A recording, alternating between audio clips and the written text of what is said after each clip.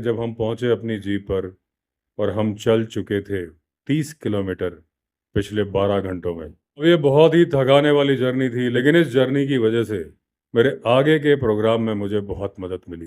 पहले मुझे 2-3 किलोमीटर चलने में भी डर लगता था पहाड़ पर, लेकिन अब इतना चलने के बाद मेरा वो डर खत्म हो गया था। अगले दिन वो व्यक्ति, फॉरेस्ट डिपार्टमेंट का व्यक्ति, पिछले गांव में रुक गया था, या जो कि उस पहाड़ी नाले से डर रहा था, हमसे मिलने के लिए आया रेस्ट हाउस में।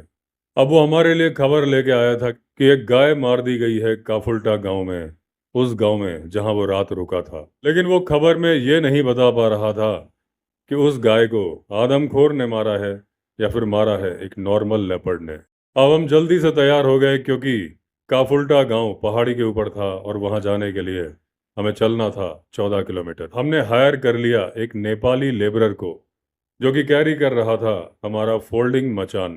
फोल्डिंग मचान कैरी करना बहुत ज़रूरी था, क्योंकि पहाड़ के लोग चारपाई का इस्तेमाल नहीं करते कि जिसे उल्टा रख दो पेड़ के ऊपर तो बन जाए मचान। अब उस नेपाली लेबरर को सकरे रास्तों में, खड़ी चढ़ाई वाले रास्तों में 50 किलो का वजन, जो कि उस फोल्डिंग मचान हमारे खाने पीने का सामान मिला के था, आराम से चढ़ते हुए देखना, उसकी मेहनत को हमारा सलाम था। उसने केवल बाथरूम स्लीपर्स पहनी थी, मेरे पास केवल मेरी राइफल थी। उसे उठा के चलना ही मेरे लिए भारी हो रहा था। हम उससे 1 घंटा पहले चले थे, लेकिन वो हमसे 1 घंटा पहले पहुंच गया था काफुल्टा। क्या स्टेमिना था उसका। जल्दी ही हम लोग उस जगह पे पहुंच गए, यानी कि उस पहाड़ी नाले रवीन पर पहुंच गए, जहां पर फॉरेस्ट गार्ड ने लेपर्डस को देखा था बच्चों के साथ। दिन की रोशनी में ये इलाका कुछ कुछ लग रहा था जैसे कि हो जोरासिक पार्क।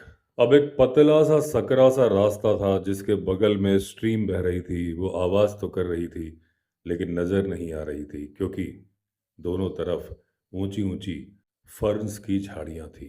अब 3 फीट ऊंचे फर्न से हमें वो स्ट्रीम नजर तो नहीं आ रही थी, लेकिन जो उसकी आवाज थी वो उसका एहसास करा रही थी। अब पेड़ घने थे और पेड़ पे चढ़ी हुई थी लताएं। कहीं कहीं पे तो लताएं इतनी मोटी थी जितनी की एक आदमी की कलाई होती है, और अंदर जाके तो इतनी मोटी थी जितनी एक आदमी की जांघें होती हैं। अब इन लताओं ने ऐसी कैनोपी बना ली थी अलग अलग पेड़ पे चढ़ के कि उससे सूरज की रोशनी भी अंदर नहीं आ सकती थी। अब इस जुरासिक पार्क वाले इलाके में आधा किलोमीटर चलने के बाद हम लोग आ गए ओपन फॉरेस्ट में। यानी कि फॉरेस्ट तो था, लेकिन कम से कम सूरज की रोशनी तो आती थी। 1 बजे दोपहर को हम लोग पहुंच गए कुफल्टा।